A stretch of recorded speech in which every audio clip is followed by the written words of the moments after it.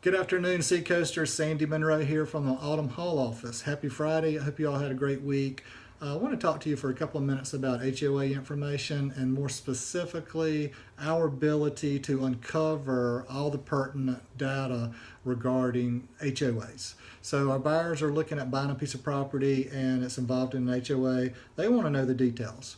When I go and get a listing, oftentimes it seems like the sellers never really know all the details of their HOAs. They probably know what they're paying in dues, but oftentimes they don't know all the boxes to check, and they typically don't have the minutes to the meetings and things like that. So to try to help everybody out, I was thinking as a tip, maybe as a listing agent, when we get this residential property and owners association disclosure out and get the seller to fill it out, hopefully, we can get it done correctly with the help of their HOA reps. They can get the president and or association manager's help to actually fill these out correctly, and while they're doing it, maybe they can uncover some other things like the covenants, the restrictions, articles of incorporation, bylaws, all these kind of documents like this. Again, the budgets, any future plans they have regarding capital improvements and things like that that might be assessments down the road that are not currently proposed special assessments. Things like that would be nice to have. Go ahead and get them in MLS. It really would help everybody out. Now, if you're a buyer agent and you're looking at a piece of property and all that information is not in MLS or only partially, then maybe reach out to the listing agent and say, hey, we want to write you an offer. Can you help us get that information?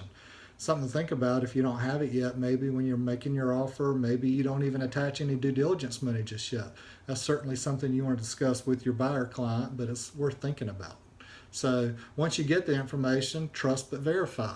Make an effort to validate the information that is provided. And what you're going to want to do is make some calls and hopefully get things in writing, probably through email from the association manager or, again, whoever it is, the president, to confirm that the data you've got is correct. Okay? Also, do it in a timely manner. Having the attorney provide documentation as far as rules and bylaws and things like that at closing, that's fine, but that's a bit late. It'd be better to have all this information, of course, before due diligence expires, while you still have some more leverage and just in general more time to review the documents. Another one I've had here recently is I had one where it was a condo project and the whole form was filled out with no representation except for the dues amount. They wrote the dues amount in, everything else no rep. Well, that doesn't help us a whole lot. So I started making inquiries and I found out the dues posted were correct. I found out what the amenities covered included, things like that, and was asking about assessments and found out that there was some damage that they have uncovered that they're going to do a future assessment. So I said, oh, so is that a proposed special assessment? Well, no, we haven't proposed it yet. So I decided to call it what I thought it was, which is a proposed special assessment. It's not something that goes on the contract, and of course I'm being silly, but it's something I think my buyer wanted to know about, and in fact they did. We talked about it, we got in touch with some board members and found out there's going to be a small dues increase, and my buyer was okay with it. She understood that going down the road there's going to be times. We had advance notice of it, and she was happy to know that. And to me, as an agent, I would rather it be that way than the other way, where I didn't find that out. The property closed, and later on I got a call from her, and she's not super happy that her dues just went up. So anyway, something to think about, doing a little bit of extra due diligence. Sometimes we'll uncover things like that, and it makes you look good instead of having egg on your face as far as I'm concerned. So anyway, I was curious what the Real Estate Commission thought about this, so I gave them a call. And I was curious, who's responsible for this information? Can we just say the sellers have to disclose this, or the seller's agent's supposed to figure this out, and all we do is sign this form with our buyers and we're done? Well, you know what the answer is to that.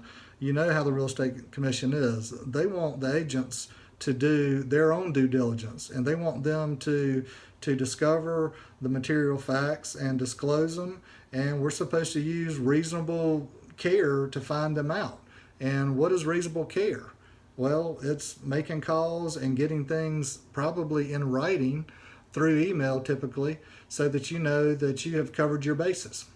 And if you do that, I think you're okay. So in the end, dig deep, do your due diligence, be sure you've crossed your T's, you've dotted your I's, and you've done a good job with your client, you may find out something good like that. Anyway, have a good weekend. See ya.